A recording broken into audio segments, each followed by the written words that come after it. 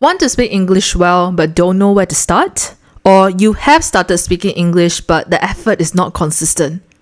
Listen to this podcast and get relevant and effective tips that will help you to start speaking English with just 5 simple methods that you can easily do.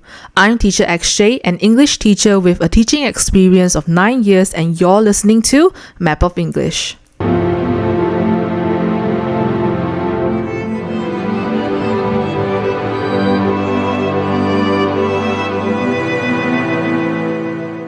I've seen and had students approach me about obstacles they face when it comes to speaking English. Some wanted to upgrade their vocabulary to give themselves more vocabulary choices. Others wanted to sound like a native speaker and wanted me to teach them how to speak in a British accent. While those are good efforts, one displays that shows that they want to master the language. However, I would like to dispute these beliefs, especially the latter. Now, I'm not saying that we shouldn't upgrade our vocabulary, because I do agree that that's important. However, not when you're new to a language. You just want to get the basics down first and make sure that you use the grammatical structure and basic vocabulary correctly first. Once you have mastered those, then you should definitely expand your vocabulary. This is something that I do to my students who are under me. However, please understand that learning things takes time, and language takes the most time out of all the subjects, as it is an ever-changing and versatile thing. We adapt it based on different functions and activities, and there is an estimate of... I had to refer to my notes for this one. There it is. There is an estimate of 171,146 English words that are currently in use, according to the BBC.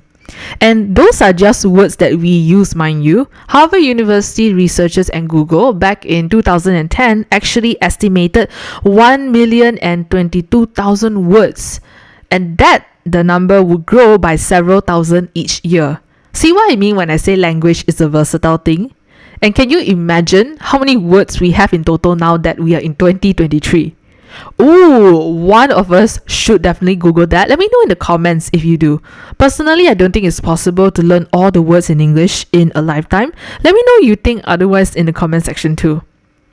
Okay, now about the speak with a British accent part. What you must first know is the definition of an accent, basically what an accent is. An accent is something that you get when you are living in a place or an area for a long time. Or for some time. That's why we have like different accents from different countries, different continents, such as Chinese accents from China, Irish accents from Ireland, American accents from America, Indian accents from India, and of course British accents from the UK. Some people think that it's fancy to speak in a British accent even though they have not been in the UK or only have been there for a week or just a couple of days, and would try to imitate the accent of the country they like. Well, to be honest, there's nothing wrong with that, but I would like to say that speaking in an accent doesn't necessarily make your language better, especially if your language foundation is nowhere to be found. Okay, so now that we have these kind of things sorted out, let's dive into the content you're here for: how to speak English, or specifically, how to start and maintain your English language speaking. Now, the first method: start speaking English as much as possible and at every opportunity. Now, do you often find your hands turning cold or your voice trembles when you speak English, even after months and months and even years of studying the language? To be honest, it is unavoidable, and you have to first admit to yourself that you will be uncomfortable, you will be nervous when you start speaking English.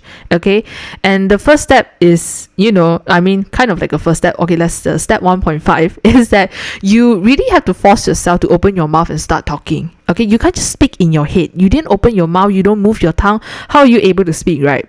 So the beginning is always the hardest, I get that, but you must think to yourself, if you don't practice speaking now, when would you actually start? There are so many tomorrows, right? And time waits for no man. If you keep delaying, and by the time you really need to speak English, where you encounter the situation where you need to speak English, it's already too late, okay? And what will happen then? You'll stutter, you'll struggle to find the words that you want, and then you may start to fear speaking the language altogether and even more. Which is why you should and must speak as much as possible, especially when you're a beginner, okay?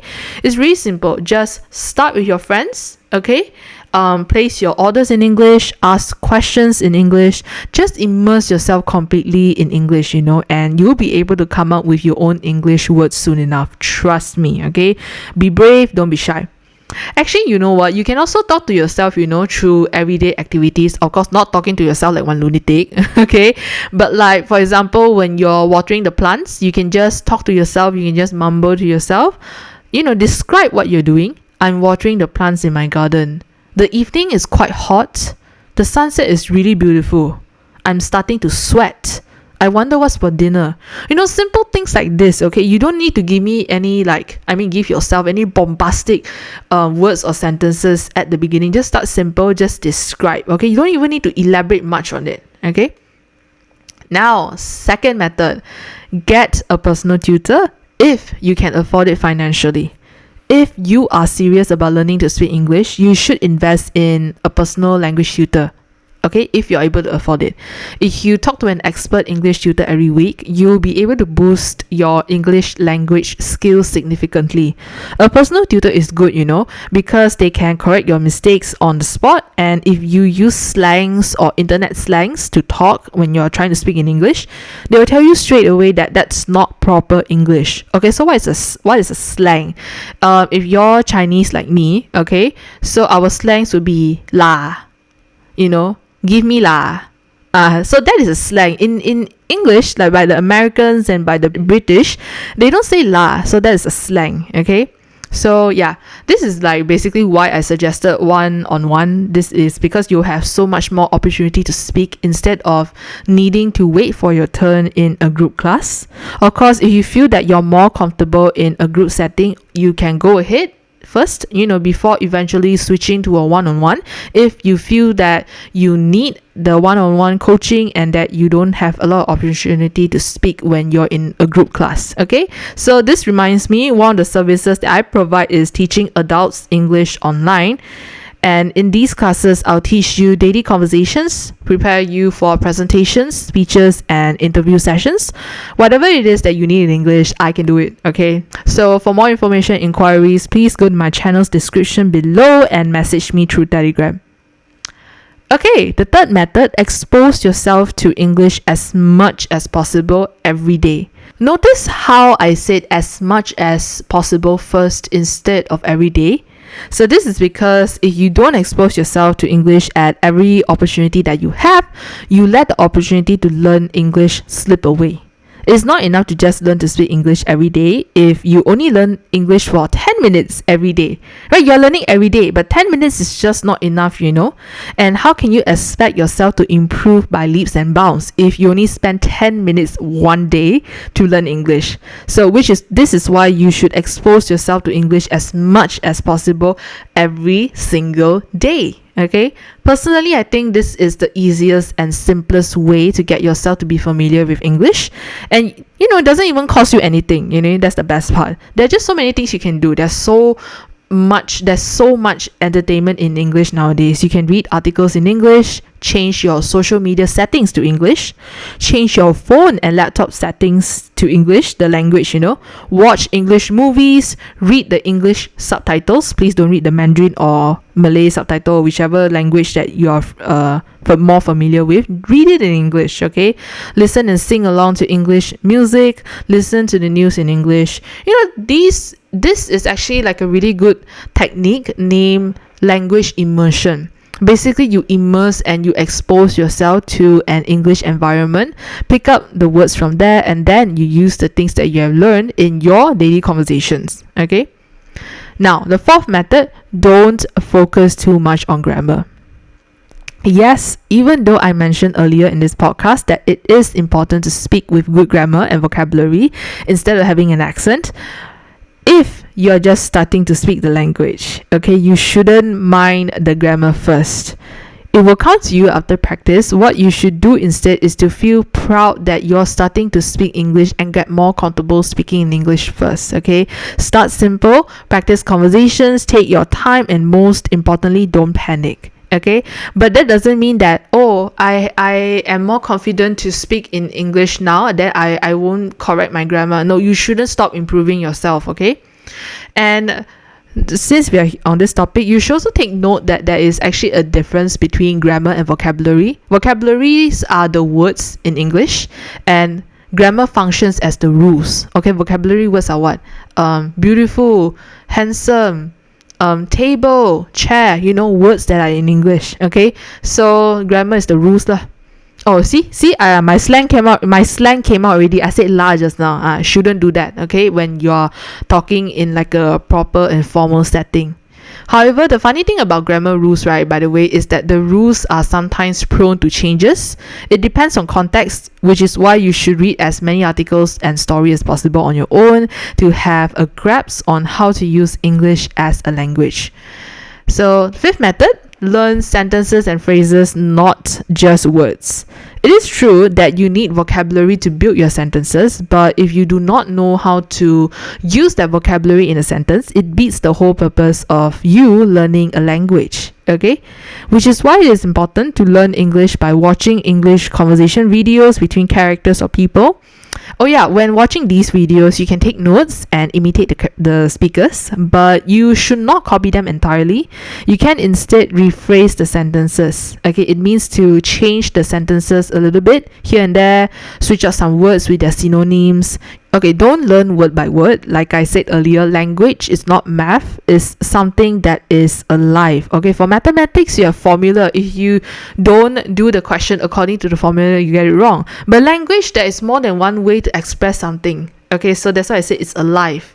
So while we're on this topic, never use translation when you're trying to learn a new language. Okay, this irritates me so much when my own students do it, because you can definitely tell when they use Google Translate or when they directly translate something from Mandarin to English in their minds. Okay, but what you can do is that you can actually look up for the meaning of words in the English dictionary, okay, to give yourself more exposure to English by reading the explanation of the meaning of the words in English. Okay, don't do translation. Okay, although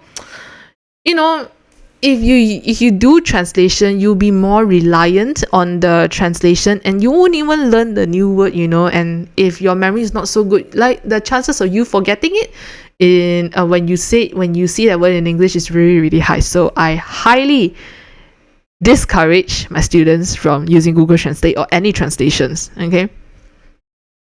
Alright, so just follow these 5 simple steps every day and I can guarantee you that you will start speaking in English in no time. Practice. When learning something new, we must always have the patience and dedicate our time and energy to do it. If we start rushing or panicking that we're behind compared to our peers or people who are younger than us, we'll only become a step closer to failing or not wanting to take the first step at all. Okay, and what's worse is that you already taken the first step and you compare your progress to others and you just give up. Who will be the one who is suffering the consequences is you. It's not the person who has already have a good grasp of the language. Okay, so yeah, just 5 simple methods. Start speaking English at every opportunity. Get a personal tutor, expose yourself to English as much as possible. Don't focus too much on grammar at the beginning, and learn phrases and sentences, not just the words. Alright, that's all I have for you today. If this podcast has helped you and given you new information, give it a like and leave a subscription behind.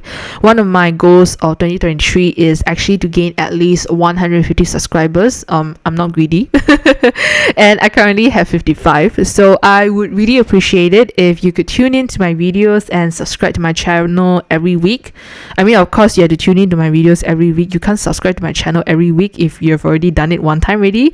Okay, so make sure you turn on your notifications as well and to start speaking English today. You know what? In fact, the second this podcast ends, I want you to type out, what you like about this episode, and we can even have like a discussion about it with everyone else in the comment section.